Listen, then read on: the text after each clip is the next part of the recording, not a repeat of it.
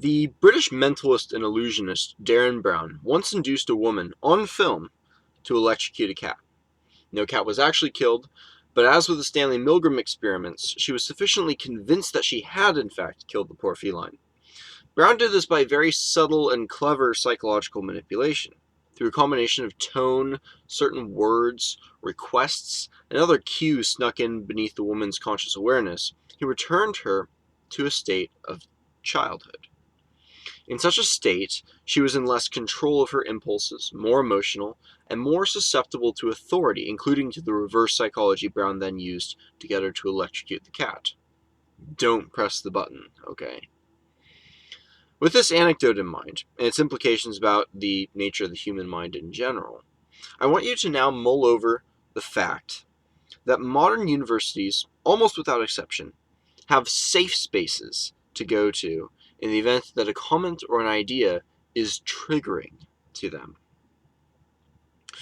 Now, these safe spaces are variously equipped with toys, coloring books, videos of cute animals playing together, and comfort foods designed to ease the suffering of these students, college students, presented with words.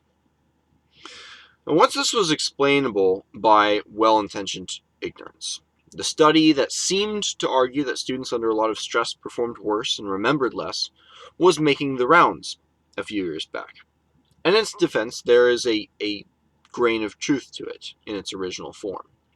Young children who are beaten or whose family situation is really insecure do mature faster in order to meet their environmental demands. And very often the development of certain functions of their brain, which takes more time, are passed over by the body as not worth the cost. This is well and good for children, but our ideas, because we are talking about words, concepts, and opinions here, really the stresses that so concerned educators in the past? For those clever apologists looking for a way out, blind to the rhetorical questions, the answer is factually no. New challenging concepts and their accompanying stress, the very substance of learning, is being sacrificed to allow students to learn better. That is what you must believe if you hold on to the pure intentions of academic administrators who push for tolerant safe spaces and protections of every shape and color for their increasingly fragile students.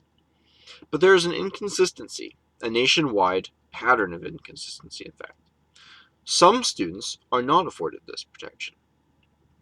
Some students are, in fact, by their very gender or religion or skin color, attacked and made to feel unsafe on campus. Not for their physical safety, perhaps, but for their job, for their diploma, and for their good name as moral, law-abiding citizens. This nearly universal double standard, I contend, belies their overtly stated motive and suggests a different interest entirely. What is that interest? Well, cui bono, as Cicero might have asked in return. Look at the results. Like Darren Brown's female subject, they behave exactly as they've been conditioned to, which is like children. And the administrators love it. They cannot verbalize support for their students' childishness enough, as we've witnessed over the past few months with the Black Lives Matter movement and at the University of Missouri and all these other various places at Yale, even in my home state, Washington. Politicians, too. Bernie Sanders felt compelled to offer his solidarity with the narcissists of Black Lives Matter, even as they took over his podium at his own rally. Something nefarious in all of this lurks. It's been there for a long time, and my own research and experience with the matter exposed me to more of it and sooner than most other people ever will see. And so my views on the matter, at least up until now, may very well have looked extreme or overblown. But this force, maybe social Marxism, maybe the elements of capitalism Marx criticized, maybe Rawlsian universalism of social ethics and justice, or perhaps some blend of all three or something else entirely. This force is getting stronger. It may very well be nearing a tipping point from which schools might not be able to recover, if it isn't past it already. The infantilization of students makes them easier to control, and the infantilization of students has been a successful goal of modern higher education. If not of the majority, then of the vocal minority who have somehow ended up in the positions of administrative power, at least at the universities whose adult administrators so energetically support the childishness of their students.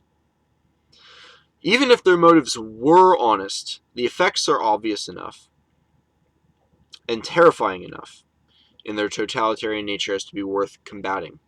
But the universal consistency of the double standard, the apparent nonchalance they have towards the obvious effects of infantilizing students upon academic performance and upon critical thinking, make the presumption of academia's goodwill increasingly difficult to justify.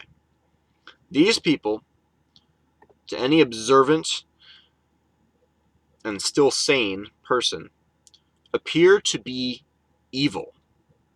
And it's time we start viewing them not as benevolent do-gooders gone astray, but as enemies to be avoided and defeated.